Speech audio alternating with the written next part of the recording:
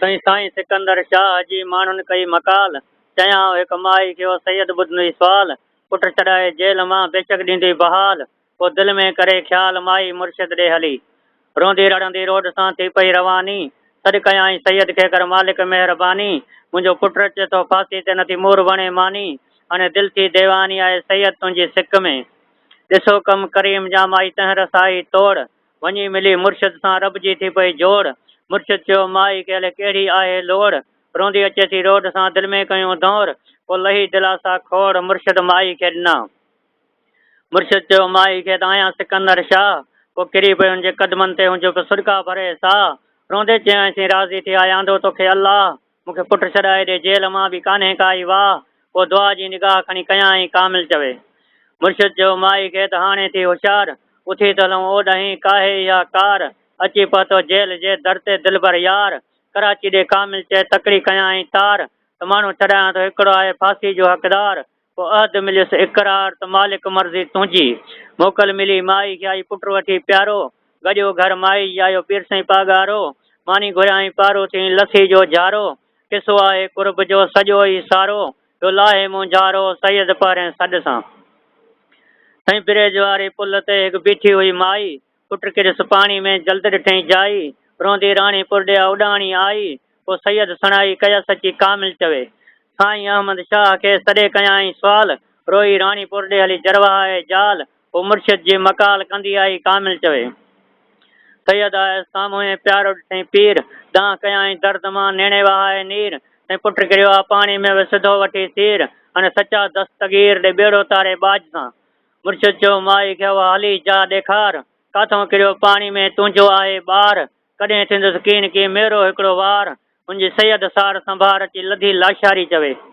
अची बीठा ब्रिज ते कप्ते ॾिठऊं पेर माई चयो मुर्शिद खे साईं इहो आहे घेर मुंहिंजो पुटु किरियो आहे पाणी में थोरी थी आहे देर हाणे तोखां सवाइ केरु वराईंदो सुहिणे इन सगीर खे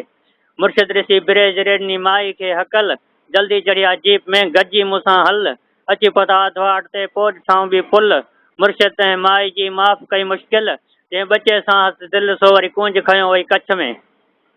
पोइ चयो माई खे साईं अहमद शाह हाणे तुंहिंजे अंदर जी झकी थी आहे बाह पुटु वेठो थी झोली में दिलि खे ॾे दिलि जा बख़्शे ॾींदी अलाह खिलंदो मिली ख़ैर सां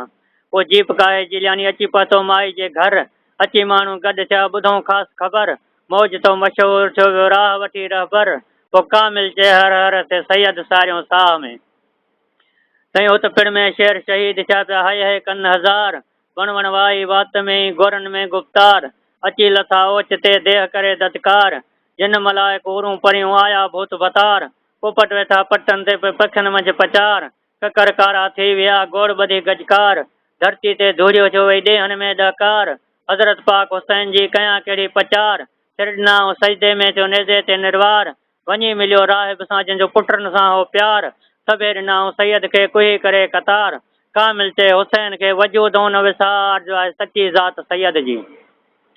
साईं हीर रांझू को फ़कीर बणाया तुंहिंजी बर विच बीन वॼाई जे लैला मजने को मस्त बणाया तुंहिंजी सिक विच जान सुकाई साईं ससु हुई शहर बंभोर चा छोड़िया गई पुनल कान पुछाई उमर मारुई उठ ते आंदी हूं लोई कान लॼाई राणा मूमल सिक विच सड़ गया गुनाह को आई हज़रत पीर इमाम हुसैन वञ करबला पोसाई सुन इश्क जा ॻाल्हियां कामिला खे वो यार महकन मुंहुं लुकाई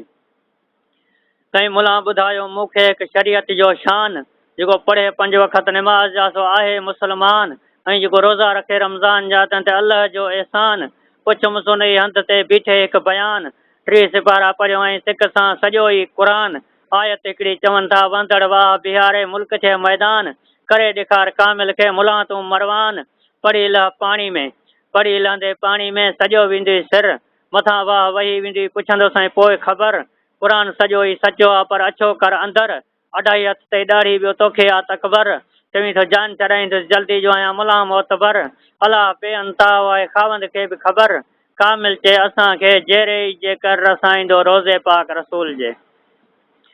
साईं हाशिम छोड़ हरकत तूं बहस न कर बेईमान कहिड़ा किताब कामिल आखे ज़ाहिर तेॾा ज़ियान तूं विरधा वतई फोगां ते शर्म छोड़ी शैतान ए मुल्क मौलादा रदी रेगिस्तान किथां ॾे वाला किथां चार वाला किथां मेटड़ दा मैदान कंडे वाले ताईं वञ किथां ही दरिया ते दहमान वाह लॻई बेहयात को लॼे लाशक कान, घर सड़ई दर सड़ई सड़ई सॼी जान, अलाह करे कामिला खे ल वञई ना निशान, हाशमी होॾ चूं